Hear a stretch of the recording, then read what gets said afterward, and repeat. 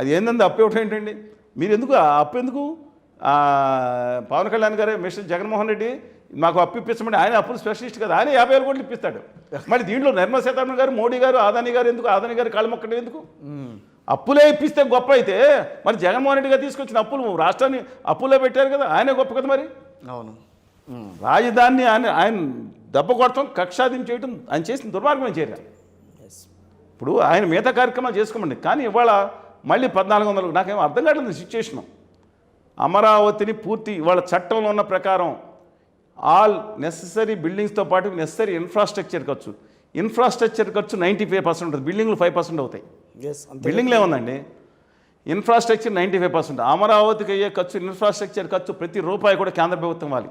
హైదరాబాద్ మొత్తం ఆంధ్రప్రదేశ్లో ఆదాయం 60-70% ఒక హైదరాబాద్ నుంచి వచ్చేది. హైదరాబాద్ నుంచి ₹1 5 సంవత్సరాలు కాదు, ఒక రోజు కాదు, 10 సంవత్సరాలు కూడా పెట్టలేదు కేంద్ర ప్రభుత్వం. ఈ నేపథ్యంలో అడ్డంగా తీల్చిన నేపథ్యం, ఆ నేపథ్యంలో కన్స్ట్రక్షన్ ఇన్ఫ్రాస్ట్రక్చర్ ఏదైతే ఉందో దానికి అవసరం 30,000-40,000 కూడా ముందు కనబెడితే అది సెల్ఫ్ సస్టైనబిలిటీగా తయారవుతుంది. అప్పులతో కట్టుకోవాలా? ఆంధ్రప్రదేశ్ని రాజధాని అప్పులతో కట్టుకోవాలా? అప్పులు సాయం చేసి వరల్డ్ బ్యాంక్ దగ్గర తాళి వేసి ఇస్తారా? పోనీ వాళ్ళు ఇచ్చింది కూడా ఏమోనండి. అలా ఎన్ని 283%, 263%, 283% అనుకుంటా. కొన్ని రంగాల్లో మోడీ గారు వచ్చింది గుజరాత్కి పెరిగినాయి. 9,60,000 కోట్లు దాదాపు 5 సంవత్సరాలు లోన్ రద్దు చేశారు. అంతకుముందు 5 సంవత్సరాలు మొత్తం కలిపి 20 లక్షల కోట్లు అబో లోన్లు మాఫీ చేశారా? ఎవరికి? నీరవ్ మోడీ, లలిత్ మోడీ, గిక్సీ బుక్సీ అందరూ ఉన్నారు కదా, వీళ్ళందరికీ అంటే కంపెనీలకి అందులో కొంతమంది ఉంటారు. ఆంధ్రప్రదేశ్కి ఏంటి రాజధాని దానికి ఉన్న పరిస్థితి ఏంటంటే తెలంగాణలో ప్రజలు కూడా ఇవాళ తెలుగు బిడ్డలు గాడి చెప్తున్నారు, అయ్యో పాప వాళ్ళు లేదని బాధపడుతున్నారంటే ఇది ఆత్మీయత. వాళ్ళకు కూడా ఆ మాత్రం లేదండి కృతజ్ఞత. కక్ష సాధింపు పెట్టారు అదానీ గారి పార్టీ ఆంధ్రప్రదేశ్ మీద. కక్ష సాధింపు చెప్తున్నానండి. తట్టుకోగలరా మరి చంద్రబాబు నాయుడు గారు ఈ విషయంలో? ఏదో రోజు తిరగబెట్టిన పులి మళ్ళీ ఈసారి నేనేం బయటకు రావాలంటలేదు. ఇవాళ డెఫినెట్గా పోలవరం మేము వాళ్ళు చేసిన కుట్ర దాన్ని ఒక బ్యారేజ్ కింద పరిమితం చేయడానికి సంతకం పెట్టి బ్లాక్ మెయిలింగ్ చేస్తా 12,911 కోట్లు ఇస్తానని జగన్మోహన్ రెడ్డి గారు తీసుకోలేదు.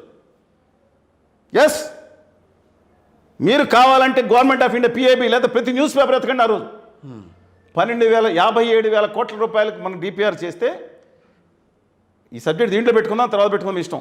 55,000 కోట్ల రూపాయలకి DPR ఆమోదం పొందితే టెక్నికల్ అడ్వైజరీ కమిటీ కన్నా ఫైనాన్స్ కమిటీ 48,000 కోట్లు అంటే TAC వరకు 55,000 కోట్లు ఆమోదం పొందితే 2017 రేట్లలో ఈ ప్రభుత్వం అంతా మీకు ఎక్కడన్నా ప్రపంచంలో 2 DPRలు ఏంటండి?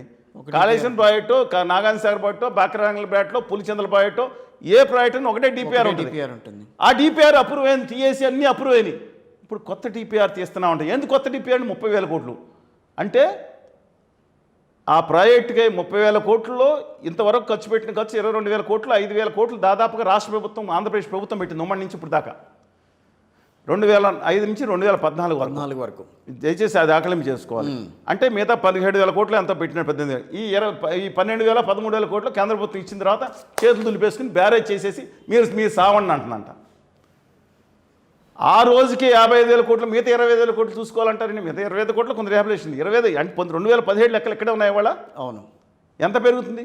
అందులో ఆదాని బ్యాచ్ ఒక ఆయన బయలుదేరాడు, ఆంధ్రప్రదేశ్లో తిరుగుతున్నారా? తిరుగుతా మనం ఆ రిహాబిలిటేషన్ ముఖ్యం కదా, అందుకని మిగతా వాటికి ఆంధ్రప్రదేశ్ పొళ్ళోడగొట్టి శ్రీకాకుళం జిల్లా నుంచి అనంతపురం వరకు పోలవరంకి రిహాబిలిటేషన్ మనం ఆంధ్రప్రదేశ్ ప్రజలు పొళ్ళోడగొట్టి పొన్ను వేసన్న సెస్ వేసన్న బాధని వాళ్ళ దగ్గర నుంచి కలెక్ట్ చేసి కడదామని అంటలేదు ఎవరు? వీడియో చూడండి ఒకసారి. అయినా సరే జనం తన్మయత్వంలో వాళ్ళని వీళ్ళని తిట్టుకుంటాం, వాళ్ళని తిట్టుకుంటాం, వాళ్ళ భార్యలు తిట్టుకుంటాం, వీళ్ళు తిట్టుకుంటాం, నేను పెళ్ళండి దీంట్లో తన్మయం అయిపోయినట్టు ఈ రాజకీయ నగలు చేస్తున్నారు. రోజు కూడా మీరేంటండి పని? నాకు అర్థం కాదు. మీకేం పని అండి అసలు? అది దుబాటి జగన్నాథ్ గారి సినిమా ఒక రోజు వేశారు, సెలబ్రిటీ కాదండి ఆయన, వాళ్ళ ఆవిడ, ఇంకోటి. ఏంటండి ఇది? మీకు అర్థం కావట్లేదు నాకు. ఏంటండి ఇది? మీ టైంని మీడియా వాళ్ళు తీసుకున్నారు, వాళ్ళు లాభం చేసుకుంటున్నారు. ముఖ్యమైన సమస్యలు ఇప్పుడు నేను ఉన్నాను కూడా దీంట్లో. మీరు అది వేయండి, 2 మిలియన్ వ్యూవర్స్ వస్తాయి. దువాడి జగన్నాథం సినిమా గారు వేస్తే జోక్ చేయట్లా, చూసి ఏపించి దిగ్గు అదైపోయింది. అంతకుముందు ఏదో విజయశాంతి గారి సినిమా అన్నారు, విజయశాంతి గారు ఏదో పెట్టారు. ఆ సినిమా కొన్నాళ్ళు నడిపారు, 15 రోజులు. ఆ తర్వాత ఏమో ఏదో రాజధాని గారు అంట, సెలబ్రిటీ కాబట్టి ఒక రోజు వేయండి. నేను తప్పు అన్నాం, మీరు మీడియా కూడా నడవాలి, సెలబ్రిటీ కాబట్టి ఒకసారి 2 సార్లు వేస్తారు. వాళ్ళు చర్చలు వాళ్ళు ఏం చేశారు సమాజానికి? వాళ్ళు ఎవరు 6 మనుషులు అంట. I not pointing out them, they're leading their life privately with due respect them, that is different issue. వాళ్ళని తీసుకొచ్చి వాళ్ళు ఇంట్లో ఉన్న వాళ్ళని కూడా లేదు తీసుకొచ్చి గొడవలు పెట్టి అది మాట్లాడి పెట్టి ఒక నెల 15 2 నెలల నుంచి రాష్ట్రం 2 రాష్ట్రాల్లో సమస్యలు లేవా? అలా విద్యార్థులు యువకులు దమ్మున్నాళ్ళు చిన్న ఉద్యోగాలు ఎప్పుడు ఎలాగని బాధపడతా ఉంటే రేపొద్దున ఆ భూతం బదులైతే కనుక ఆ సాఫ్ట్వేర్ లక్షల మంది వస్తే ఏం జరుగుతుందో తెలుసుకోకుండా దాని గురించి కెరీర్ గైడెన్స్ లేకుండా యువత గురించి మాట్లాడకుండా రాజధాని గారు వాళ్ళు ఇంకా పేర్లు కూడా చెప్పాలి, లేడీస్ పేర్లు మన ఎందుకు చెప్పడం తప్పు కదండి. వాళ్ళందరూ ఆ సినిమా నడిపించారు. అది కాకుండా కొత్తగా నిన్న మనం కూడా వచ్చింది నా 5 రోజుల నుంచి వేణుస్వామి గారిది ఒకటి అన్నారు. అది అయిపోయిన తర్వాత ఎవరినో ఇంకొకరిని దింపారు. నేను తప్పు అన్నాండి, దుర్మార్గం ఖండించండి. అదే 24 గంటలు 24 అవర్స్ పొద్దున్న లేస్తే కొంతమంది ఆ సాయంత్రం వరకు అక్కడే టీవీలో ఇదే చేస్తారు. మీరు you are having every right because being celebrity, మీ హక్కు ఉంది. వాళ్ళు దుర్మార్గం చేస్తే ఖండించండి. ఇది దాని మీద ప్రధానమైన సమస్య లేదు. ఆంధ్రప్రదేశ్ పోలవరం మీద నష్టం జరుగుతున్నాయి, కృష్ణా జిల్లాలు సర్వనాశనం అయిపోతున్నాయి, లేదంటే యువతకు ఉపాధి కావాలి, అక్కడ ఇవి ఉన్నాయంటే ఎవరు మాట్లాడరు. ఉన్నట్టుండిగా వచ్చేది కాదు కదా. అసలు కనీసం ఇనిషియేట్ గ్యాస్ దొబ్బేస్తున్నారండి బాబు. లక్షల కోట్లు చేసేది కేంద్ర ప్రభుత్వం ఇచ్చింది, ఆంధ్రప్రదేశ్కి లక్షల కోట్లు, ఆంధ్రప్రదేశ్ తెలంగాణకి లాభం జరుగుతుంది. సుప్రీంకోర్టు ఇచ్చిందయ్యా మీకు కేసు, మీ గన్నులకు మీరు వేసుకోండి దానికని చెప్పింది. మనకు లక్షల కోట్లు వస్తుంది. ఒక్కొక్క ఇంటికి 100 రూపాయల గ్యాస్ కనెక్షన్ ఇవ్వచ్చు. ఆంధ్రప్రదేశ్ తెలంగాణ నా భూగర్భంలో ఉన్న గ్యాసు, తెలంగాణలో ఉన్న సింగరేణి బొగ్గను కాపాడుకుందాం, విశాఖ ఉక్కుని కాపాడుకుందాం అంటూ మన భూగర్భంలో మా గోదావరి కేజీ బేసిన్కి సంబంధించిన గోదావరి మా భూభాగం కుంగిపోతుందని కేసు వేశారు ప్రొఫెసర్ కృష్ణారావు గారు. గ్యాస్ తీయటం వల్ల మా భూభాగం కుంగిపోవటం వల్ల చాలా ఇబ్బంది జరుగుతుంది. పాలకొల్లు చెప్తాను ఇబ్బందులు ఉన్నాయి. మాది కాంటూరులో సరదర్ కట్టిన కాంటూరులో 10 మీటర్ల ఎత్తులో 50 కిలోమీటర్ల కాలం నడిపిస్తారు. ఇవాళ కొత్త వీళ్ళు వస్తున్నారు, ఎవరో కట్టేవాళ్ళు, బాత్రూంలో కూడా నీళ్ళు నిలబడిపోతున్నాయి. 50 కిలోమీటర్ల దూరాన్ని 10 మీటర్ల ఎత్తులు నడిపేశారంటే కాంటూరు ఏ మెషిన్ లేకుండా అంత గొప్ప మన్హాంబాలు ఉంటే అది కుంగిపోతున్నాయి బాబు అంటే గ్యాస్ మీ ఒక్కొక్కరి ఇంటికి 100 రూపాయలు మహిళలు బాగా అలా పడతారంటే వేసినట్లు ఎవరండి? మీ లాంటి వాళ్ళ దగ్గరికి వచ్చి మేము చెప్పుకోవాలి. నేను చెప్తున్నాను, ఇది ఒక 5 సంవత్సరాలు వీడియో ఇదేమో డిలీట్ చేయకుండా ఉంటుంది. ప్రజలు అర్థం చేయండి. నేనే పని ఐ రెస్పెక్ట్ ఎవ్రీబడి. వ్యక్తిగతంగా చంద్రబాబు నాయుడు గారు చెప్తున్నాను ఆయన గనక ఆ హెల్మ్ ఆఫ్ ద అఫేర్స్లో 2004 లేకపోతే ఆ పార్టీ ఎప్పుడో పడిపోయింది. ఆయన కాబట్టి ఆయన ఒకవైపు వృద్ధాప్యం, ఒకవైపు సతమవుతున్న ఆర్థిక సమస్యలు, ఒకవైపు కుటుంబ సమస్యలు చెప్తున్నా అండి.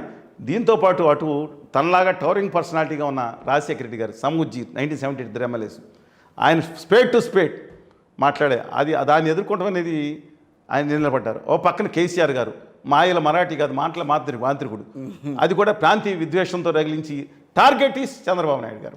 అందరూ టార్గెట్ రాజశేఖర రెడ్డి గారు కాదు, మెయిన్ టార్గెట్ ఫినిష్. ఆయన ఫినిష్ చేసింది ఎవరిని? ఫస్ట్ తెలుగుదేశం పార్టీని 2 సార్లు విలీనం చేసుకున్నారు. ప్రపంచం ఎక్కడ ఈయన కబుర్లు చెప్తున్నారు వాళ్ళు పార్టీలు వెళ్తే. అప్పుడు ఆ పార్టీలో 15 మంది శాసనసభ్యులు ఎక్కారు, ఆ పార్టీని విలీనం చేసేసుకున్నారు. తర్వాత మళ్ళీ తిప్పలబడి 2 సీట్లు వస్తే 2018లో 1 సీటు బీజేపీకి వచ్చింది. మళ్ళీ వాళ్ళిద్దరిని 3 ఏళ్ళు సండ వెంకటరెడ్డి గారిని మత్స్య నాగేశ్వరరావు గారిని ఇద్దరిని పట్టుకుని మళ్ళీ 2వ పార్టీ విలీనం అన్నారు. ఇప్పుడు బీఆర్ఎస్ఏ ఇంకో పార్టీలో విలీనం. సరే అది చూద్దాం. నేను అన్నా వాళ్ళ పార్టీ చంద్రబాబు నాయుడు గారు నిలబెట్టుకుని మళ్ళీ ఎన్ని